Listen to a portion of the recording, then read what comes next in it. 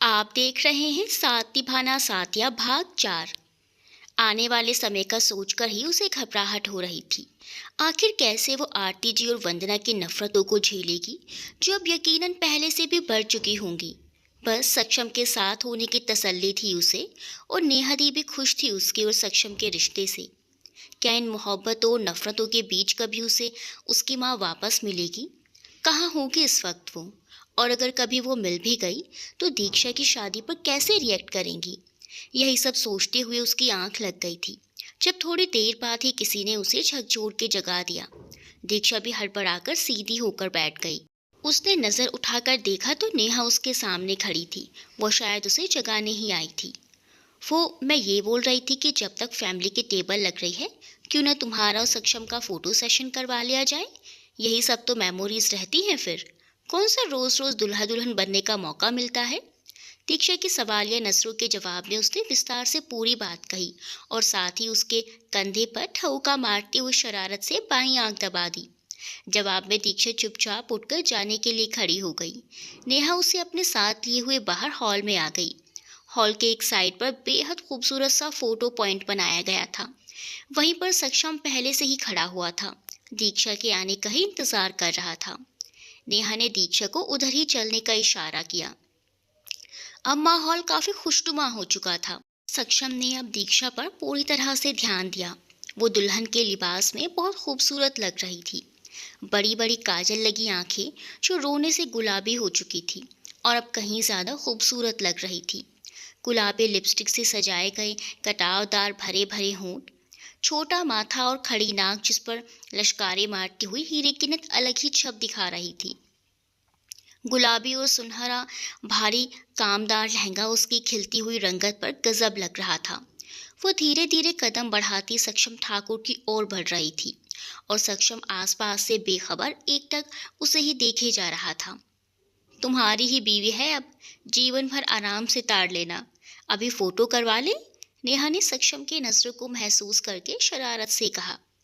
वो मैं तो बस ऐसे ही, मेरा मतलब है वो मैं। सक्षम हड़बड़ा गया। उसको ऐसे हड़बड़ाते देख नेहा की जोरदार हंसी वहां गूंज उठी। ऐसे ही खुशगवार माहौल में सक्षम और दीक्षा की ढेरों यादगार फोटोज खींची गई।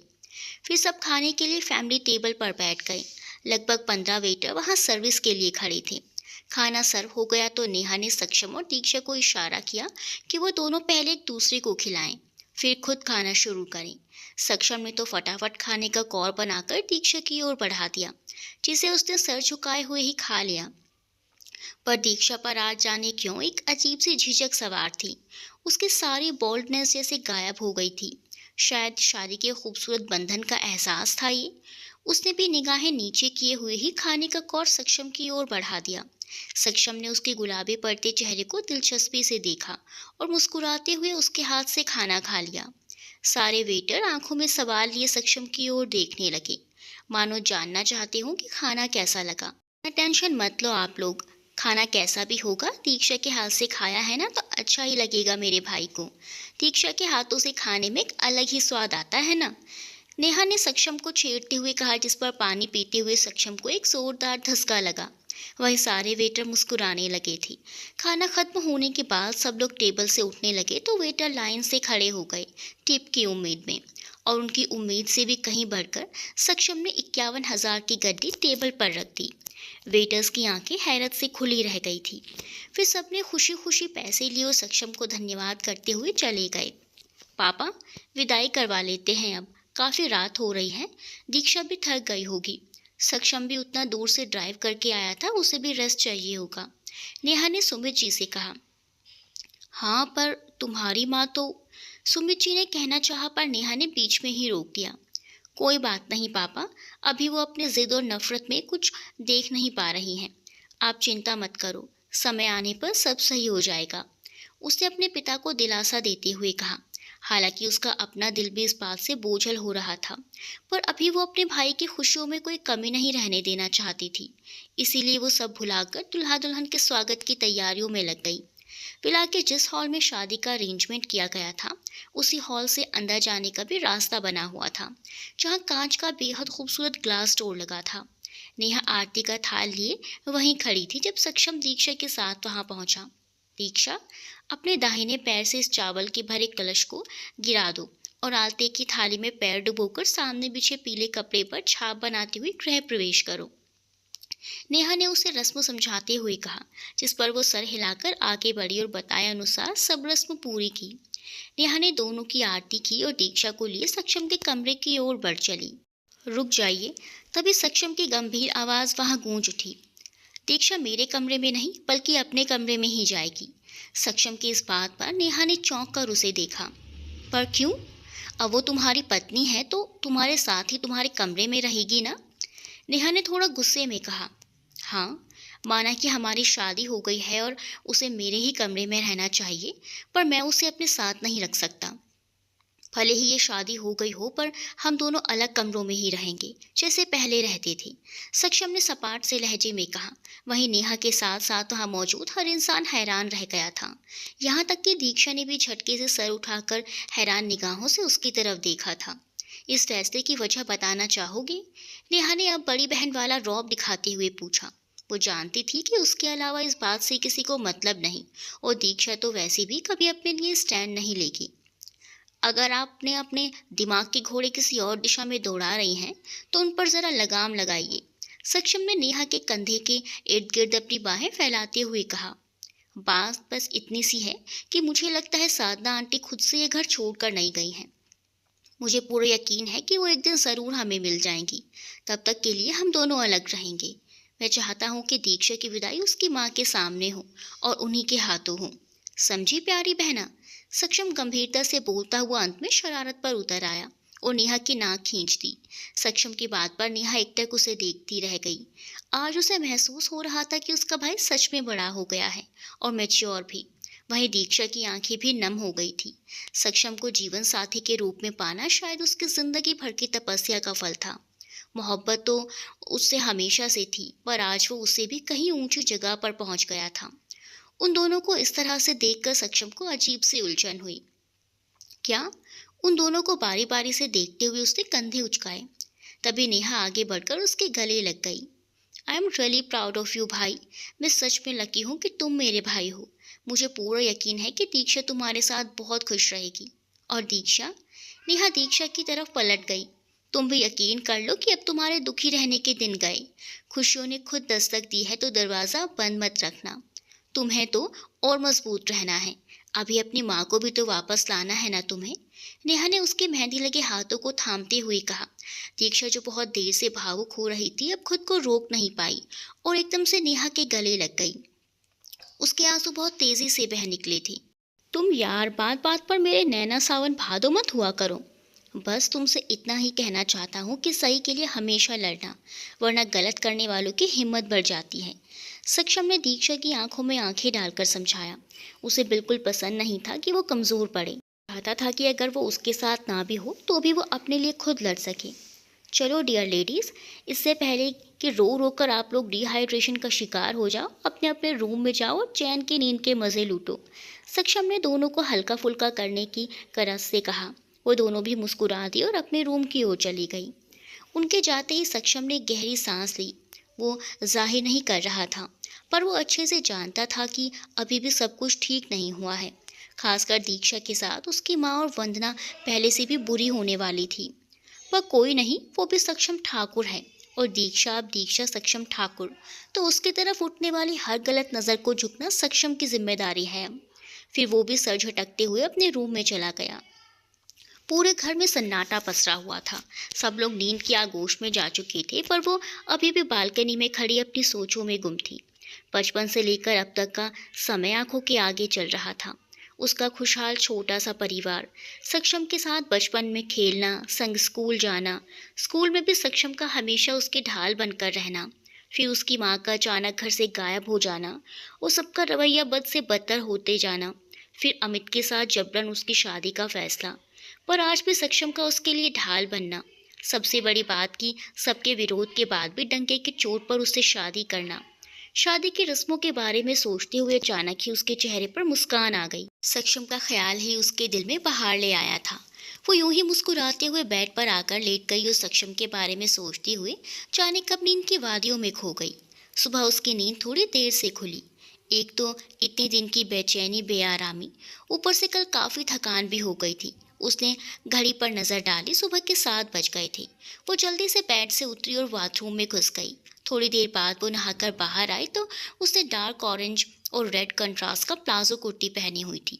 हाथों में लाल चूड़ा, गले में मंगलसूत्र और माथे पर छोटी सी लाल बिंदी। वो जल्दी से आईने के सामने खड़ी होकर तैयार होने लगी। खूबसूरत लंबे बालों का ढीला सा जूड़ा बनाकर, होठों पर हल्के से लिपस्टिक लगाई और सिंदूर की डब्बी उठाकर मांग में सिंदूर भरा। अपनी मांग में चमकते सिंदूर को देखकर बरबसी उसके होठों पर मुस्कान आ गई। फिर वो जल्दी से नीचे आई और सीधा किचन में चली गई, क्योंकि 8 बज रहे थे और इस समय सक्षम को चाय चाहिए रहती थी। ऊपर से उसे नेहा के लिए भी कुछ खाने को बनाना था। वो जैसे ही किचन में पहुंची, वहाँ आरती जी और वंदना पहले से मौजूद थी। उन दोनों को देखकर जाने क्यों वो झिझक सी गई और अजीब सी घबराहट का शिकार हो गई।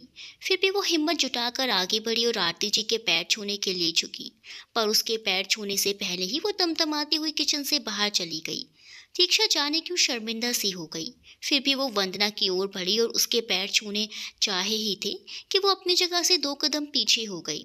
बस बस, इतना दिखावा करने की जरूरत नहीं है। ये सारे मासूम बनने के 35 सक्षम के ऊपर चलाना।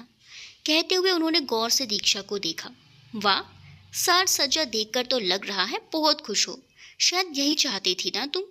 ऊपर से बेशर्मी तो देखो, मुंह उठाए किचन में घुसी आ रही हो। दीदों में जरा भी पानी बचा हो तो निकलो यहाँ से, और दोबारा ऐसे मुंह उठाए यहाँ आना भी मत, समझी? जाओ यहाँ से अब। वंदना ने हाथ उठाकर उसे बाहर जाने का इशारा किया और दीक्षा मरे मरे कदमों से वापस जाने के लिए मुड़ गई। खुद को मजबूत बनाने के सारे वादे धरे रह गई। उस सक्षम की नसीहतें भी बेकार साबित हुई। ना चाहने के बावजूद भी उसकी आंखें आंसू से चमक उठी। अभी उसने पहला कदम आगे बढ़ाया ही था कि फिर से उसके पैरों को इस आवाज ने जकड़ लिया। जहां हो वहीं रुक जाओ। खबरदार जो एक कदम भी आगे बढ़ाया तो। कोई जरूरत नहीं है यहाँ से जाने की। दीक्षा ने अपनी आंसू भरी आंखें उठाकर देखा तो सक्षम किचन के दरवाजे पर खड़ा हुआ वंदना को शोलों भरी निगाहों से घूर रहा था। उसे गुस्से में देखकर दीक्षा ने कुछ कहने के लिए अपना मुंह खोलना ही चाहा था कि सक्षम ने अपना हाथ उठाकर उसे कुछ भी बोलने से रोक दिया। तुम्हें बीच में बोलने की जरूरत नहीं है। अभी बस मैं बोलूंगा और आज के बाद मुझे ये बात बार बार दोहरानी ना पड़े, इसलिए सब लोग अच्छे से सुन लो। दीक्षा मेरी पत्नी है। दीक्षा सक्षम ठाकुर है वो, तो इस घर पर उसका उतना ही हक है जितना मेरा, बल्कि उसका तो डबल हक है। अब वो जहाँ चाहे जब चाहे आ जा सकती है, और उसे क्या करना है क्या नहीं, कहाँ आना जाना है कहाँ नहीं, ये आपका सरदर्द नहीं है। समझिए आप मिसेस वंदना रघुवंशी। सक्षम ने अंतिम शब्दों पर जोर देकर कहा। आज के बाद मेरी पत्नी को एक भी गलत या अपमानजनक शब्द कहने से पहले 1000 बार सोच लीजिएगा, क्योंकि हर बार सक्षम ठाकुर आपको सामने मिलेगा। सक्षम ने बेहद मजबूत लहजे में वंदना की आंखों में आंखें डालकर कहा। दीक्षा उसके इस रूप से वहीं सहमी हुई चुपचाप खड़ी रह गई, जबकि वंदना उसे आंखें फाड़ कर ऐसे देख रही थी जैसे आईफिल टावर पेरिस की जगह अपने किचन में देख लिया हो। पर वंदना ने जवाब में कुछ कहा नहीं। वो सक्षम के गुस्से को उसके बचपन से ही जानती थी। वो अगर गुस्से में अंधा हो गया तो फिर उसे कुछ भी दिखाई नहीं देता था, फिर उसे कोई फर्क भी नहीं पड़ता था कि सामने कौन है। इसलिए उन्होंने चुपचाप वहां से निकल जाने में ही भलाई समझी और दीक्षा को घूरती हुई वहां से चली गई। वंदना के जाते ही सक्षम दीक्षा की तरफ घूमा और वो लगातार उसे ही देखे जा रही थी। एकदम से हड़बड़ा गई। तुम यहाँ क्या करने आई थी वैसे, वो भी सुबह सुबह? सक्षम ने उसे गहरी नज़र से देखते हुए पूछा। दीक्षा ने नज़र उठाकर उसे देखा। स्ट्रेट ट्रैक पैंट पर ब्लैक हाई नेक में अपने ऊंचे लंबे कद के साथ वो बहुत फ्रेश और स्मार्ट लग रहा था। दीक्षा की नज़र जैसे वहीं ठहर गई। वो कुछ भी जवाब दिए बिना बस उसे देखे जा रही थी। हाय, लगता है अपने भाई के लिए नज़र बट्टू लाना ही पड़ेगा, वरना उसे उसकी ही बीवी की नज़र न लग जाए कहीं। नेहा किचन में दाखिल होते हुए शरारत से बोली और आके सीधा दीक्षा के गले में बाहें डालकर खड़ी हो गई। दीक्षा उसकी बात पर पूरी तरह झेप गई। वो नहीं तो मैं तो बस ऐसे ही वो। दीक्षा हकलाई। कोई ना, तुम्हारा ही आइटम है, जितना मर्जी उतना देखो, अब कोई कुछ नहीं बोल सकता। मैं यहाँ तुम्हें ये कहने आई थी कि आज तुम्हारी पहली रसोई की रस्म कर लेती हूँ, इसीलिए तुम आज खाने के साथ कुछ मीठा भी बना लेना। नेहा ने प्यार भरे लहजे में कहा। दीक्षा की आंखों में फौरन आंसू तैर गए। उसे उम्मीद ही नहीं थी कि जिन हालात में ये शादी हुई है, कोई उसे इन छोटी छोटी रस्मों के लिए बोलेगा भी। अब अगर ये खुशी के आंसू हैं तो थोड़ा और बहा सकती हो, वरना बिल्कुल भी आंसू दिखने नहीं चाहिए अब तुम्हारी आंखों में। माना कि मॉम को ये सब रस्म करवानी चाहिए थी, पर अब मैं भी तो सक्षम की बड़ी बहन हूँ, और बड़ी बहन भी तो माँ जैसी होती है ना। नेहा ने मोहब्बत से उसके गालों को छूते हुए कहा, जिस पर वो भी भीगी आंखों के साथ मुस्कुरा दी। थोड़ी देर बाद सब डाइनिंग हॉल में मौजूद टेबल पर नाश्ते के लिए बैठे हुए थे। तभी दीक्षा नौकर के साथ वहां दाखिल हुई। उसके साथ में ही नाश्ते की ट्रॉली थी, जिसे वो नौकर ही धकेलते हुए ला रहा था। के पास पहुंचकर दीक्षा ने सबसे पहले सुमित जी के पैर छुए, जिस पर उन्होंने भी मुस्कुराते हुए उसके सर पर हाथ फिरा दिया। आरती जी अभी भी अपने कमरे में ही थी और उन्होंने अपना नाश्ता वहीं भिजवाने के लिए बोल दिया था। आओ बेटा, तुम भी हमारे साथ नाश्ता करो, सुमित जी ने दीक्षा को भी साथ बैठने का इशारा करते हुए कहा। अरे, ऐसे कैसे? पहले आप लोग खाओ और अपनी अपनी जेब ढीली करो। नेहा ने फौरन ऐतराज जताया। हमें नहीं खाना इसका बनाया हुआ खाना, वंदना जल भुन कर बोली। हाँ, तो कौन सा यहाँ लंगर चल रहा है? जिसको खुशी से खाना है उसका वेलकम, वरना फिर भीड़ कम। नेहा कहाँ पीछे रहने वाली थी। नेहा, सुमित जी ने उसे टोका, जिस पर उसने वंदना को देखकर मुंह बिचकाते हुए एक कटलेट उठाया और उसे यूं ही कुतरने लगी। सुमित जी ने वंदना को भी चुपचाप बैठने का इशारा किया। वो भी तुनक कर मुंह बनाती हुई वहीं बैठ गई। दीक्षा ने चुपचाप सबको नाश्ता सर्व करना शुरू कर दिया। इस दौरान सक्षम की निगाहें उसके चेहरे पर ही जमी हुई थी, और वो ये महसूस भी कर रही थी, जिससे वो थोड़ा घबराई हुई सी थी, और सक्षम उसकी घबराहट से मज़े ले रहा था। अब तक नाश्ता भी सर्व हो चुका था और सब खाने में बिजी हो गए थे। दीक्षा भी आकर अपनी कुर्सी पर बैठ गई थी, लेकिन उसने नाश्ता शुरू नहीं किया था। वो सबके खाने के बाद इत्मीनान से नाश्ता करने के मूड में थी। खाते खाते भी उसे अपनी निगाहों के घेरे में लिए हुए था। वो दोनों हाथ गोद में धरे यूं ही चुपचाप बैठी हुई थी। दीक्षा ने एक दो बार उसकी तरफ देखा भी, पर उसकी आंखों में भरी शरारत ने उसे निगाह झुकाने पर मजबूर कर दिया था। दीक्षा, बेटा ज़रा ये ऑमलेट पास करना। तभी सुमित जी ने उससे कहा। जी। इतना बोलकर उसने ऑमलेट की डिश उठाकर उनकी ओर बढ़ा दी। जैसे ही उन्होंने डिश पकड़ने के लिए अपना हाथ आगे बढ़ाया, ठीक तभी सक्षम ने टेबल के नीचे से हाथ बढ़ाकर उसके दूसरे हाथ को अपने हाथ में पकड़कर धीरे से दबा दिया, और वो इसके लिए बिल्कुल भी तैयार नहीं थी। उसके दूसरे हाथ में पकड़ी हुई डिश कांपने लगी। क्या हुआ? तुम ठीक हो ना बेटा? सुमित जी ने उसके कांपते हाथों को देखते हुए पूछा। वो तो ठीक है, लेकिन सक्षम ठीक नहीं है, नेहा ने दीक्षा के हाथ से बाउल लेते हुए कहा। उसने सक्षम की छेड़खानी देख ली थी। उसके बाद पर सक्षम को खांसी आ गई। सुमित जी ने तुरंत पानी का ग्लास उसकी तरफ बढ़ाया, जिसे उसने झट से पकड़ लिया। तुम्हें क्या हुआ अचानक? कल तक तो बिल्कुल सही थे। सुमित जी को उसकी चिंता ने आ घेरा। अरे अचानक कहाँ, बचपन की बीमारी है ये तो, जिसे कहते। नेहा के बोलते बोलते ही सक्षम उठ खड़ा हुआ। मुझे ऑफिस के लिए लेट हो रहा है, शाम को मिलता हूँ। बोलते हुए वो तेजी से बाहर निकल गया। वो अपनी बहन को अच्छे से जानता था। उसका कोई भरोसा नहीं था कि कब कहाँ और क्या बोल दे। उसकी इस हरकत पर दीक्षा के होठों पर हंसी तैर गई। देखते देखते 20 दिन बीत गए थे। उस दिन सक्षम की चेतावनी के बाद से वंदना ने दीक्षा से कुछ नहीं कहा। आरती जी तो वैसे भी उससे बात ही नहीं करती थी। दिन बीतते जा रहे थे। सक्षम पूरे जोर शोर से साधना जी को ढूंढने में लगा हुआ था। उसका एक दोस्त जो एसपी था, उससे भी सक्षम ने बोल रखा था, और वो भी अपने लेवल पर खोजबीन करने में लगा हुआ था। पर अब तक कोई सफलता उसके हाथ नहीं लगी थी।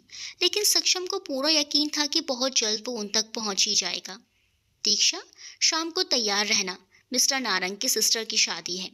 वैसे तो उन्होंने पूरे परिवार को बुलाया था, पर नेहा दी इस कंडीशन में ज़्यादा कहीं आना जाना नहीं चाहती।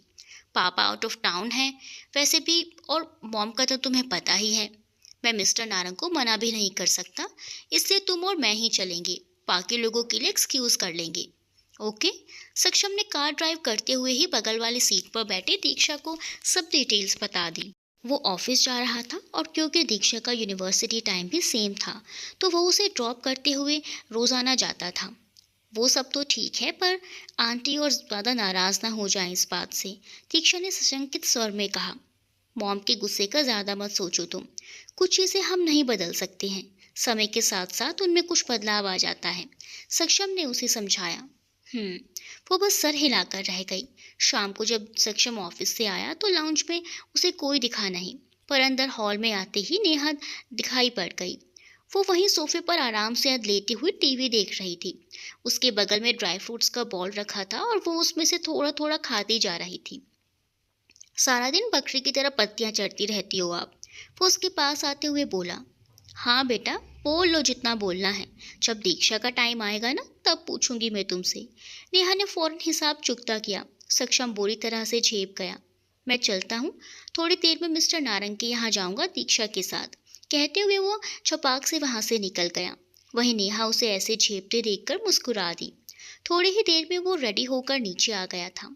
ग्रे कोट पैंट के साथ ब्लैक शर्ट में सजा हुआ वो बेहद हैंडसम लग रहा था। ऊपर से बेहतरीन और कीमती परफ्यूम की खुशबू से और दिल फरेब बना रही थी।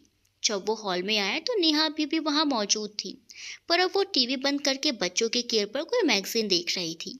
दीक्षा रेडी नहीं हुई क्या अभी तक? सक्षम ने सब तरफ नजर दौड़ाते हुए नेहा से पूछा। आती ही होगी।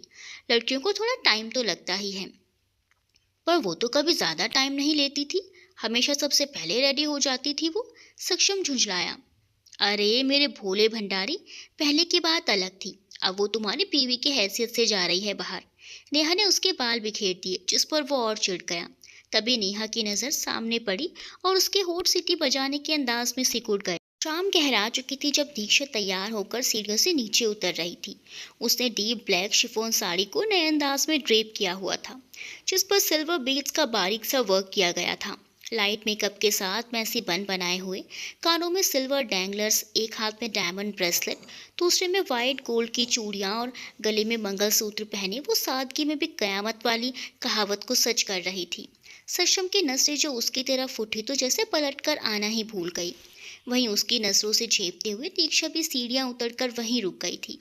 नेहा बड़ी दिलचस्पी के साथ ये मंजर देख रही थी। जब काफी देर तक वो दोनों आसपास से बेखबर एक दूसरे को ही देखते रहे तो नेहा ने हल्के से गला खंखारा, पर उन दोनों पर कोई असर ना हुआ। तुझे देखा तो ये जाना सनम, प्यार होता है दीवाना सनम। नेहा ने लहक लहक कर गाना शुरू कर दिया और उसकी जोरदार आवाज पर दोनों जैसे होश में आए हों। दीक्षा तो छेप कर अपनी गर्दन खुजाने लगी थी। वहीं सक्षम बाहरी दरवाजे की तरफ बढ़ गया था। आप कभी सुधर नहीं सकती है ना, कहता हुआ वो अफसोस के साथ सर हिलाते हुए बाहर पोर्च की तरफ चल पड़ा। नेहा उसकी बात पर खिलखिलाकर हंस पड़ी। हम तो भाई जैसे हैं वैसे रहेंगे, और तुम यहाँ क्यों रुकी हुई हो? तुम्हें क्या धक्का लगाना पड़ेगा चालू करने के लिए? नेहा ने दीक्षा से कहा, जो अभी तक जैसे वहीं जमी हुई थी। जल्दी जाओ, कहीं तुम्हारा पति दीक्षा दीक्षा करता हुआ जंगलों में ना चला जाए। बोलते हुए नेहा अपने कमरे की तरफ बढ़ गई। दीक्षा भी खुद को संभाल कर पोर्च की ओर बढ़ गई। जब वो पोर्च में पहुंची, सक्षम गाड़ी निकाल चुका था। दीक्षा को देखते ही उसने हाथ बढ़ाकर फ्रंट डोर खोल दिया। वो भी चुपचाप आकर उसकी बगल की सीट पर बैठ गई। उसके बैठते ही सक्षम ने गाड़ी आगे बढ़ा दी। कुछ देर तक दोनों के बीच खामोशी छाई रही। दीक्षा चुपचाप दोनों हाथों को अपनी गोद में धरे आपस में उंगलियां मरोड़ रही थी। सक्षम बीच बीच में उस पर निगाह डाल लेता था। जब बहुत देर तक वो अपनी उंगलियों को ही तोड़ती मरोड़ती रही तो सक्षम से रहा नहीं गया। यह पार्टी में फिंगर चिप्स भी बने हैं स्टार्टर्स में। अब बस ज़्यादा दूर नहीं है वेन्यू। हाँ, क्या मतलब? वो हैरान हुई। मतलब ये कि जब पार्टी में फिंगर चिप्स मिलने ही वाले हैं तो क्यों बिना वजह अपनी उंगलियों को हाथों से अलग करने पर लगी हो? पाप लगेगा तुम्हें, पाप। और अगर मैं यही तुम्हें कत्ल कर दूं तो पाप और पुण्य का हिसाब बराबर हो जाएगा, नहीं? आज बहुत वक्त बाद उसमें पुरानी दीक्षा की झलक मिली थी और सक्षम की गिरदार हंसी कार में गूंज गई थी। थोड़ी देर में ही वो दोनों वेन्यू पर पहुंच गए। पार्टी एक शानदार 5 स्टार रिजॉर्ट में रखी गई थी। तरह तरह के कीमती कपड़ों और ज्वेलरी में सजी सवरी औरतें और लड़कियां यहाँ वहाँ घूम रही थी। कुछ अपने पतियों और बच्चों के साथ थी, कुछ मंगेतर और बॉयफ्रेंड के साथ। कुल मिलाकर पार्टी अपने पूरे शबाब पर थी। सक्षम तो वहां पहुंचने के बाद अपने बिजनेस सर्कल में मिलने मिलाने में लग गया। उसने दीक्षा को सबसे इंट्रोड्यूस करवाया। कुछ लोग उसकी शादी पर खुश थे तो कुछ हैरान भी। वहीं कुछ लड़कियां ऐसी भी थी जो बहुत दुखी हुई थी ये खबर सुनकर और दीक्षा को घूरे जा रही थी। कुछ देर बाद दीक्षा को इस बनावटी मेल मिलाप से बोरियत और उलझन होने लगी और वो सक्षम से बोलकर बाकी सबको एक्सक्यूज करती हुई स्टेज के सामने लाइन से लगी हुई चेयर्स में से एक पर बैठ गई। उसने वेटर से एक ग्लास कॉकटेल ड्रिंक मंगवा ली और अब वहीं बैठी उसमें से सिप भर रही थी। अचानक वहां जोरदार म्यूजिक बज उठा। दीक्षा जो अपने ख्यालों में गुम ड्रिंक के सिप ले रही थी एकदम से उछल पड़ी और शर्मिंदगी से अपने चारों ओर नजर घुमाकर देखा। फिर उसने ये देखकर चैन की सांस ली कि उस पर किसी का ध्यान नहीं गया। पर एक मिनट, ये सब लोग एक सीट में ही क्यों देख रहे हैं? उसने भी सबकी निगाहों का पीछा किया और फिर एक पल में ही सब उसके समझ में आ गया। सामने ही अपने दोस्तों रिश्तेदारों से घिरी हुई दुल्हन यानी कि मिस्टर नारंग की बहन चली आ रही थी। जैसे ही वो स्टेज के पास पहुंची डीजे ने गाना बजा दिया। तभी उसके बगल में खड़े सक्षम ने उसकी ठुड्डी पकड़कर उसके मुंह को बंद कर दिया। सुरसा क्यों बन रही हो, वो भी सबके सामने? अरे ऐसे हर जगह अपने असली रूम में मत आया करो। लोगों को तुम्हारी असलियत पता चल गई तो सब गड़बड़ हो जाएगा। तुम्हें अपने लोग को वापस जाना होगा। सक्षम बहुत गंभीर था। तुम मेरे हाथों कत्ल होना चाहते हो क्या? वो उसे खा जाने वाली नजरों से घूरते हुए बोली। अरे मैं तो तुम्हारी नजरों से पहले ही कत्ल हो चुका हूँ, अब हाथों से भी कत्ल कर दो। उसने शरारत से उसकी ओर झुकते हुए कहा। वो इस वक्त दीक्षा के बेहद करीब था और सीधा उसकी आंखों में देख रहा था। उसे अपने इतने नजदीक पाकर दीक्षा के दिल की धड़कनें उथल पुथल होने लगी। कितना सोना का पल है, मुझे तुझे हमारे जवानी के दिन याद आ गए इन्हें ऐसे देखकर। उधर से गुजरती मिसेस जिंदल की इतलाती हुई आवाज पर दोनों चौंक कर सीधे हुए। दीक्षा उससे नजरें चुराती हुई सामने स्टेज की ओर देखने लगी, जहां दुल्हा एक रोमांटिक गाने पर दुल्हन को प्रपोज कर रहा था। अब शादियों में रीति रिवाज से ज्यादा ठकोस्ती और बहानापन होने लगा है। दीक्षा ने बोरियत से मुंह बनाते हुए कहा, कहीं तुम्हें जलन तो नहीं हो रही ना? मतलब तुम ये सब नहीं कर पाई अपनी शादी में? ऐसे ही सिंपली हो गई हमारी शादी? सक्षम ने मजाक करते हुए कहा। मेरी शादी तुमसे हो गई बस यही मायने रखता है मेरे लिए, बाकी सब बातें बेमानी हैं। वो भी अपनी ही झोंक में कह गई, फिर एहसास होते ही नजरें चुरा गई। जबकि सक्षम दिल खोलकर मुस्कुराया था उसकी इस बात पर। फिर जयमाला वगैरह के बाद खाने पीने से निपटकर उन दोनों ने मिस्टर नारंग से विदा ली और घर की ओर निकल पड़े। रास्ते में एक जगह उनकी गाड़ी रेड सिग्नल पर रुकी हुई थी। तभी बगल में एक ब्लैक मर्सिडीज आकर रुकी। दीक्षा गाड़ी में बैठी इधर उधर देख रही थी जब उसकी नज़र उस ब्लैक मर्सिडीज पर पड़ी। उसे लगा जैसे धरती अपनी जगह पर जम गई है। उसे अपनी निगाहों पर जैसे यकीन ही नहीं हुआ, और इससे पहले कि वो कुछ समझ पाती सिग्नल ग्रीन हो गया और वो मर्सिडीज पता नहीं उनके बाजू से निकलकर आगे बढ़ गई। रात के करीब 11 बज रहे थे। नेहा लॉन्च में टीवी देख रही थी जब सक्षम और दीक्षा वहां आए। कैसा रहा शादी का फंक्शन? नेहा उन्हें साथ देखकर मुस्कुराई। डिनर और जयमाला के बाद लॉन्ग ड्राइव पर चले गए थे, सक्षम ने कहा। आप सोई नहीं? सक्षम उसके पास ही बैठ गया। दीक्षा भी धीरे से सामने वाले सोफे पर बैठ गई। Very good. एक दूसरे के साथ वक्त गुजारना, साथ घूमना फिरना कपल्स के लिए बहुत ज़रूरी होता है, नेहा ने कहा। लेकिन तुम दोनों कुछ परेशान लग रहे हो, लड़ाई हो गई है क्या? नेहा ने दोनों के सीरियस चेहरों को ध्यान से देखा। मैं कॉफ़ी बनाने जा रही हूँ, दीदी आपके लिए कुछ लाऊं?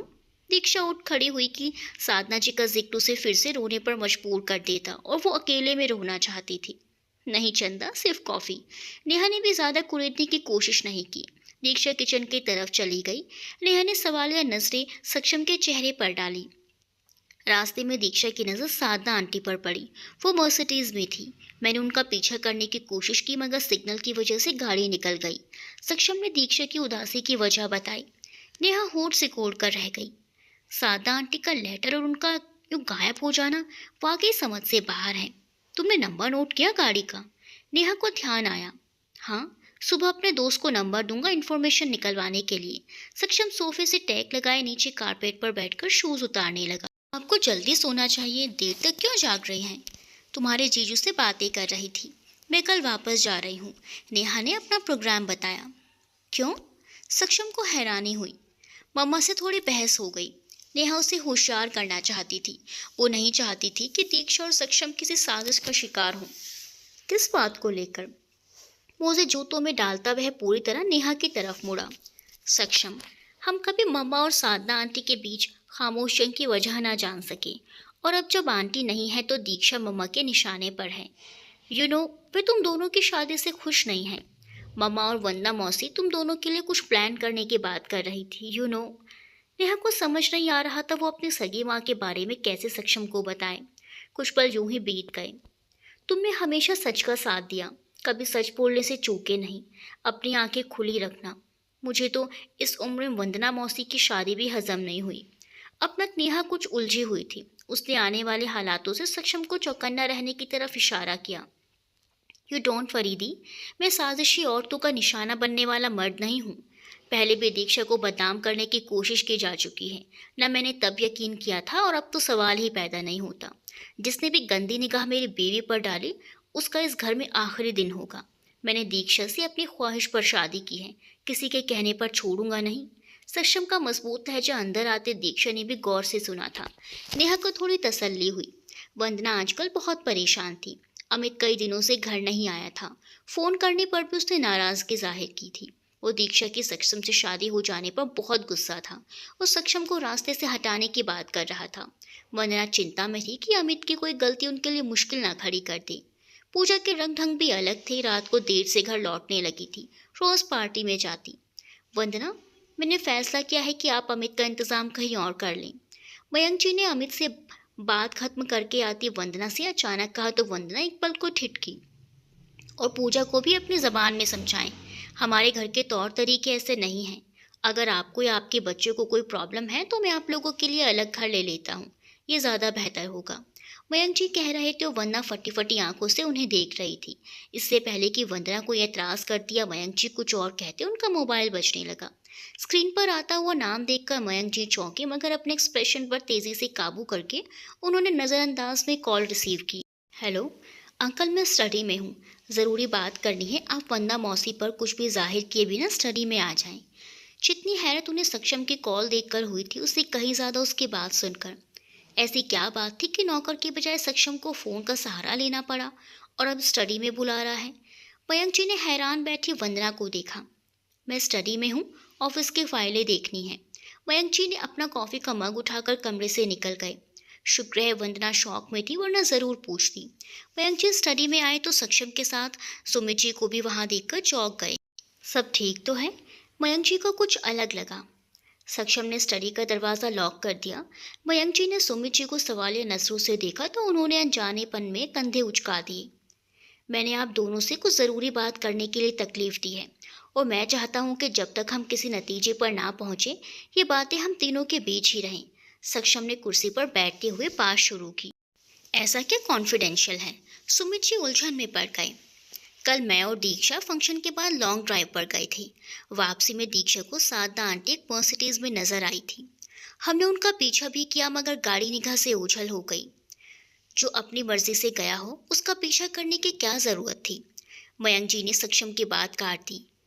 दीक्षा उनसे मिलकर एक बार उनके घर से जाने के बारे में जानना चाहती थी, और शायद हम सब भी यही चाहते हैं कि पता तो चले आखिर उन्होंने ऐसा क्यों किया। अब की बार सक्षम की बात पर मयंक जी खामोश रहे, क्योंकि ये सवाल तो उन्हें भी तकलीफ देता था। उन्होंने साधना जी से बहुत मोहब्बत की थी और उस मोहब्बत को निभाया भी, मगर साधना जी उन्हें धोखा देकर चली गई, किसी और की मोहब्बत का दम भरने। मोहब्बत करने वाला कितनी तकलीफ महसूस करता है, ये बताया नहीं जा सकता। मैंने गाड़ी का नंबर नोट कर लिया था और सुबह उस गाड़ी के बारे में सारी जानकारी भी निकलवा ली है। दोनों सक्षम का एक एक शब्द गौर से सुन रहे थे। हम साधना आंटी को गलत समझते हैं, इसलिए कभी उन्हें ढूंढने की कोशिश भी नहीं की। क्या मालूम वह किसी साजिश का शिकार हुई हो।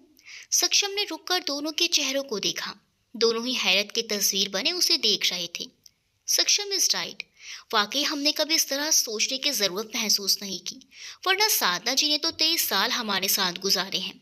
कभी हमें उनके किरदार के बारे में कोई बात बुरी नहीं लगी। सुमित जी ने सोचते हुए कहा। और वो चिट्ठी? मयंक जी ने अभी भी कहीं दिल में गलतफहमी छुपाए बैठे थे।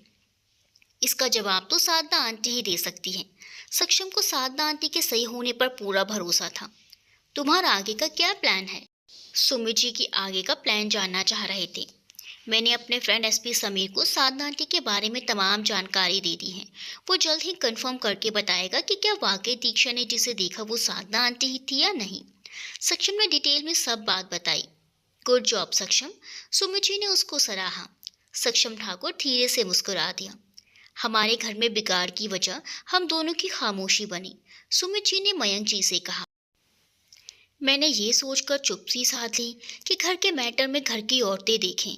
बस हम पैसा कमाए और शायद यही गलती कर दी। बेशक घर की बागडोर औरतें संभालती, लेकिन हमें बिल्कुल अनजान भी नहीं बनना चाहिए था। अगर ऐसा होता तो शायद साधना हमारे बीच होती, फिर शायद तुम्हें दूसरी शादी ना करनी पड़ती और हमें एक अजनबी लड़के को घर लाकर अपने बेटी का तमाशा ना बनाना पड़ता, ना दीक्षा के साथ ज्यादती होती। सुमित जी ने पूरी ईमानदारी से अपना और मयंक जी का हिसाब किया। तुम बिल्कुल ठीक कह रहे हो। मयंक जी ने भी उनकी बातों से सहमति जताई और इन सब बातों का एहसास मुझे सक्षम ने दिलाया। अच्छी औलाद भी भगवान का इनाम होती है। सुमित जी की तारीफी नजरों से सक्षम को देख रहे थे। कितने ही सीन आंखों के सामने आ गए जब दीक्षा सबके जुल्म का शिकार बनती थी। मयंक जी ने होंठ सी लिए थे। ऐसे में सिर्फ नेहा ही होती थी या सक्षम ही होता था जो उसकी ढाल बनता था। मुझे भी आप लोगों से एक बात शेयर करनी है, मयंक जी ने कहा। हाँ कहो, सुमित जी ने कहा। मयंक जी से कुछ दिन पहले वंदना और आरती जी की सुनी हुई बातें बता दी। सुमित जी के माथे पर चिंता की लकीरें नजर आने लगी। सक्षम भी खामोशी से कुछ सोचने लगा। साधना से आरती की नफरत किसी से छुपी नहीं थी, मगर इसकी वजह मयंक जी की बरसों पहले साधना से शादी थी। ये उनके लिए हैरान करने वाला था। आरती जी पहले से ही वंदना को मयंक जी की बीवी बनाकर इस घर में लाना चाहती थी। जाने क्यों मुझे इस खेल का ताना बाना साधना आंटी से मिला हुआ लग रहा है। अभी मैं यकीन से कुछ कह नहीं सकता, मगर कोई ताल्लुक है जरूर। अगर साधना आंटी गायब नहीं होती तो वंदना मौसी कभी इस घर में नहीं आती। सक्षम ने कड़ी से कड़ी मिलाई तो दोनों उलझ गए। मैं आरती को छोड़ूंगा नहीं अगर ऐसा कुछ भी हुआ तो। सुमित जी गुस्से से आग बबूला हो गए। सुमित प्लीज अभी कुछ मत करना, जब तक सारी सच्चाई का पता ना लग जाए। मयंक जी ने समझाया कि कहीं उनकी वजह से सुमित और आरती का रिश्ता ना खराब हो जाए।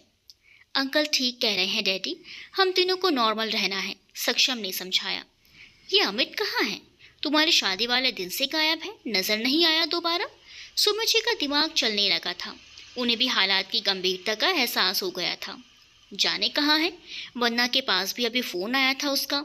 मैंने वन्ना को कह दिया कि अमित का कहीं और इंतजाम कर दे। इस घर पर मेरे बेटियां भी हैं। मयंक जी को नेहा और दीक्षा का ख्याल आया। ये दूसरी शादी करके बहुत बड़ी बेवकूफ़ी कर दी मैंने ये नहीं सोचा कि जाने साधना किस हाल में होगी। अपने धुन में लगकर अपनी बेटी पर भी जुल्म किया। मयंक जी रोने लगे। उन्हें अपनी सारी गलतियां याद आ रही थी। Uncle please relax. सक्षम उन्हें संभालने लगा। मुझे तो ये अमित भी आवारा लगता है, सुमित जी ने गुस्से से कहा। मयंक तुम लोगों को कोई दूसरा घर ले दो ताकि ये लोग यहाँ से जाएं। सुमित जी ने अपना फैसला सुनाया। मैं भी यही सोच रहा हूँ, मयंक जी ने हामी भरी। मैंने समीर को अमित की एक्टिविटी रिपोर्ट करने को कह दिया है। आप लोग परेशान ना हो, सक्षम ने भी अपना काम बताए। तुम मेरे बेटे हो। सुमित जी मुस्कुराए तो दोनों मुस्कुरा दिए। जो भी है लेकिन मेरा दामाद है। मयंक जी ने उसे गले से लगा लिया। हाय अंकल, मुझे तो शर्म आ रही है। सक्षम की बात ने उनके परेशान चेहरों पर मुस्कुराहट ला दी। वो कमरे में आया तो एलईडी ऑन थी। दीक्षा की आंखें बंद थी, शायद वो मूवी देखते देखते सो गई थी। एलईडी ऑफ करके सक्षम ने उसे देखा। उसके घने लंबे बाल तकिए पर बिखरे पड़े थे। सोते हुए भी वो बेहद मासूम और खूबसूरत लग रही थी। कई बार दिल में आया कि उसे खुद में समेट ले, मगर उसे इंतजार था उस दिन का जब दीक्षा खुद अपने आप को उसे सौंपती। धीरे से उस पर चादर डालकर उसके माथे से बाल हटाने को झुका ही था कि दीक्षा की आंखें पट से खुल गई। वो मैं सक्षम गड़बड़ा गया, जैसे चोरी करता पकड़ा गया हूँ। मैं जाग रही थी, सिर्फ आंखें बंद थी, उसने जताया। यानी आजमा रही थी। कोहनी के बल लेटते हुए सक्षम ने मुट्ठी गाल पर टिकाते हुए कहा। अंदाज उसका बनावट लिए हुए था। आजमाया उनको जाता है जिन पर शक हो। दीक्षा ने दोनों हाथ अपने गाल के नीचे रखे। वाह, तुम्हें मुझ पर भरोसा है? वो खुश हुआ। नहीं, भरोसा नहीं बल्कि पूरा यकीन है कि तुम मौके का फायदा उठाओगे। दीक्षा ने उसकी उम्मीद के एकदम उलट जवाब दिया। क्या? वो चिल्लाया। दीक्षा उसे चिढ़ाने के लिए मुस्कुराई। जी जी, पति पर भरोसा करना सीखो। वो रोते हुए करवट बदल कर लेट गया। नाराजगी का असर था। दीक्षा को अफसोस हुआ कि शायद वो नाराज हो गया हो। मैं मजाक कर रही थी। उसके पीठ को देखते हुए उसे कहना पड़ा। लेकिन मैं हर्ट हुआ तुम्हारी बातों से। दूसरी तरफ शरारत से मुस्कुराते हुए सक्षम ने बनावटी गुस्से से कहा, और वो भी चेहरा फेर गया।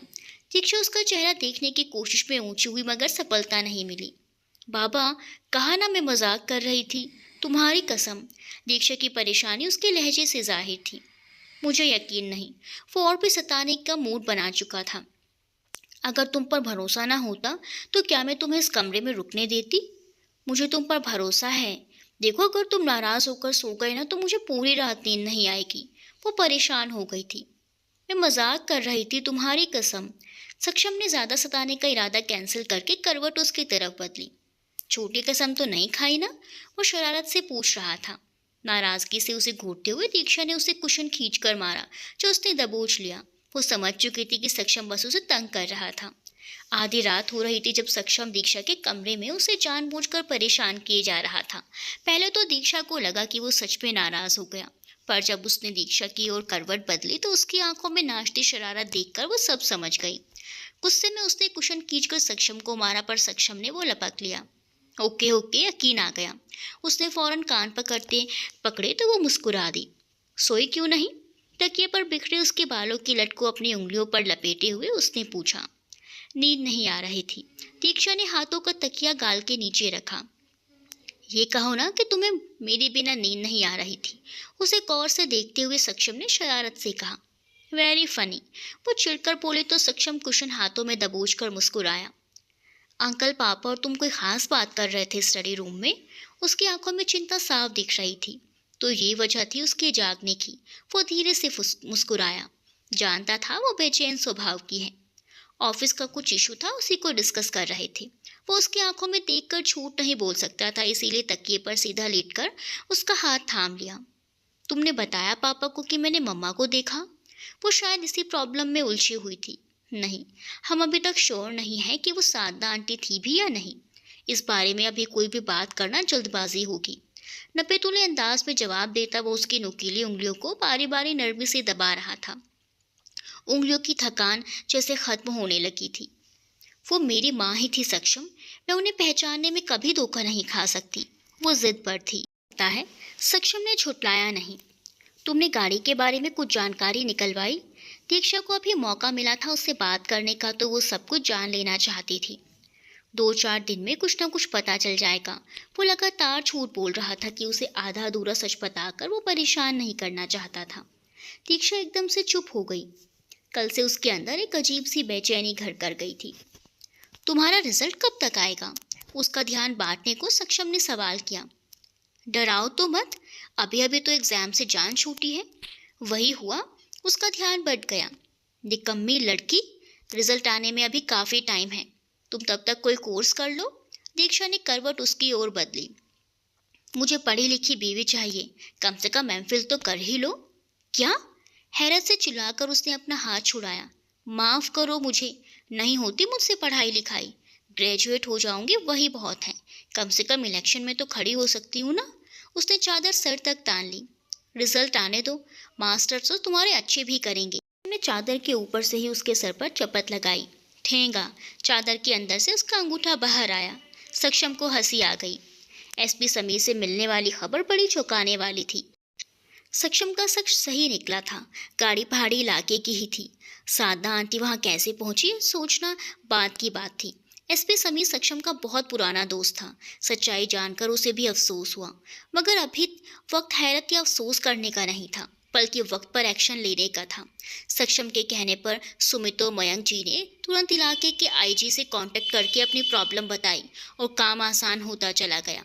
To be continued. तो दोस्तों, साधना जी के गायब होने का सच अब सामने आने वाला है, तो बने रहिए हमारे साथ, साथ निभाना साथिया में।